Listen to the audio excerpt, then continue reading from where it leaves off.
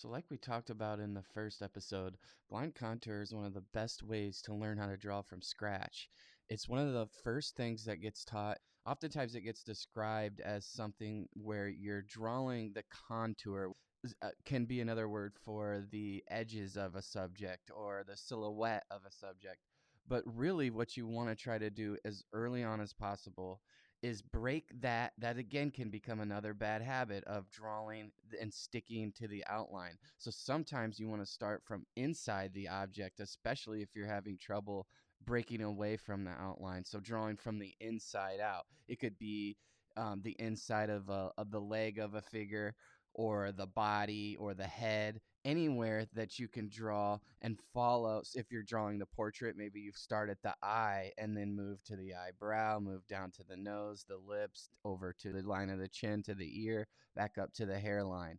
And that way you're forcing yourself to get inside that outline, I think, which is a really overlooked, crucial aspect of not just learning how to draw blind contour, but learning how to draw in general. Some might even say that it's a sort of meditative practice as well. As I would say that once you get used to it, it becomes more like a meditative, relaxing practice because you want to get rid of the self judgment. It's a way of dispensing with your ability to fully control what you're doing. And when you do that, you eliminate that element of preciousness, which can stop people from taking risks and being able to learn or get their drawing to the next level of improvement because they are locked into the rigidity of a routine. And this helps you break out of routines and prioritize that experience that you get, that raw experience of drawing from life, which drawing from a photograph or drawing in a certain stylistic way could never replace.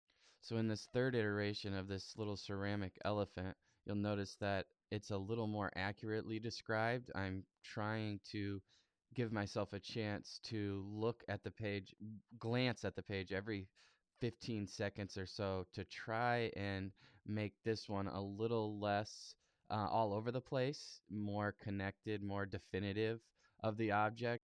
It helps to do several on the same sheet of paper as long as it's big enough so that you're not shrinking the object. To shrink something is to distort it. In fact, what you would rather do than shrinking is try to draw it life size, and if so, a little bigger, even exaggerating that size, because if it's bigger, you don't get limited and you don't have to scrunch to try to fit your marks inside like you would a drawing that was too small. So it gives your lines a lot more room. So in Eastern ancient Sumi art, they believed that if you did something enough, if you repeated it over and over so many times, that eventually a third hand would come in and do it for you, eventually sort of taking over. And this is just an allegory for repetition and what happens when you do something over and over, and that kind of familiarity that you gain, and eventually you don't have to think about it anymore and it comes naturally. So some people recommend going really slow, taking this easy in the beginning. But I would recommend, especially in these early stages when you're first trying it, some of your first iterations, would be to go fast enough to get through the entire subject. So you want to get through the subject within 10 to 15 seconds at least. So that's why I start my students with 10 to 15-second blind contour drawings, where your hand is moving more rapidly than the pace of your eye, and so it can be difficult, but you want to get through the entire subject. And if that comes first, then you have a more wholesome idea of drawing. You're not drawing parts and lingering too long in sections of something. You want to get the entire thing rather than parts of the whole. If this is your first time drawing blind contour, pick the simplest object you can find, a fruit, a vegetable, and do these 15 to 30-second studies, and then ease it up to a minute, and then 2 minutes, 3 minutes, and then even 5-minute session. Up the ante to 5 to 10 minute sessions. Some good tips to keep yourself from looking at the drawing or glancing over at the drawing would be to stick your pencil through a styrofoam plate so that that plate is always covering the drawing or above the drawing so you can't see beneath it. Or if you're drawing on an easel, tape a piece of paper over the top of your hand and just put your hand under the piece of paper. Just tape it at the very top line of the page and then put your hand under it, draw under the paper.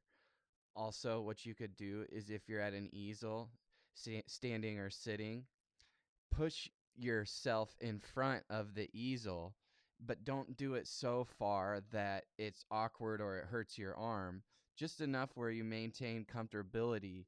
And so you're basically, your head and your view is in front of the easel and not behind it, where you can easily peek or see. Even out of your peripheral, you could still see.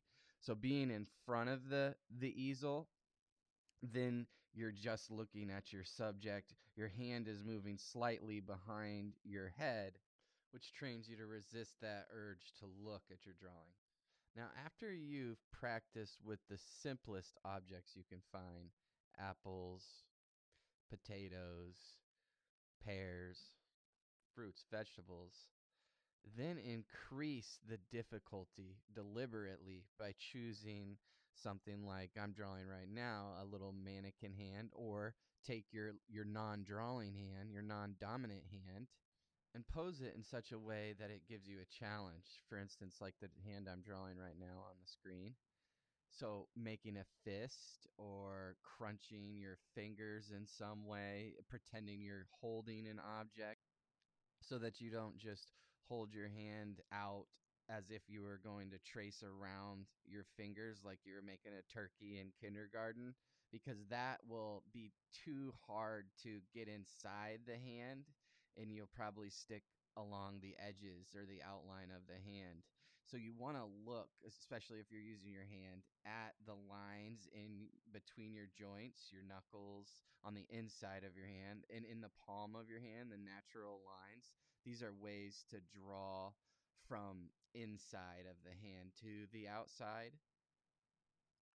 And then when you're looking to round the form, use what's called the implied spin by making a circular gesture, and then find the top of your finger with something like your fingernail.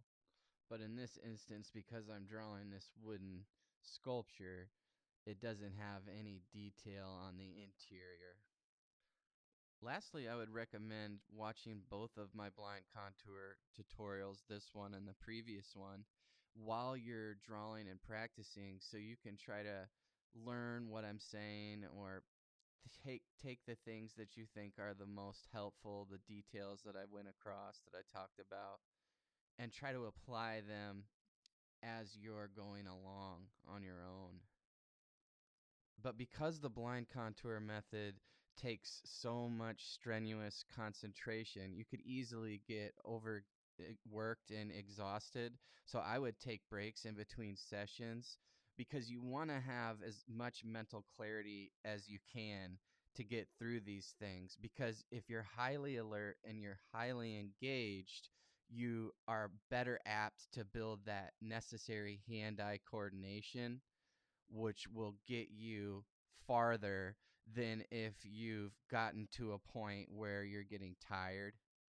Thank you guys so much for watching my video today, and smash that like button if you got something from it. What we're going to do next is gestural drawing, which is basically the same thing, except now you get a look and you don't have that limitation of blind contour. But what you want to do is try to take that lesson and integrate it and make a good habit out of the things that you've learned, where you're prioritizing 90 to 95% of the time looking at the object itself and not the drawing.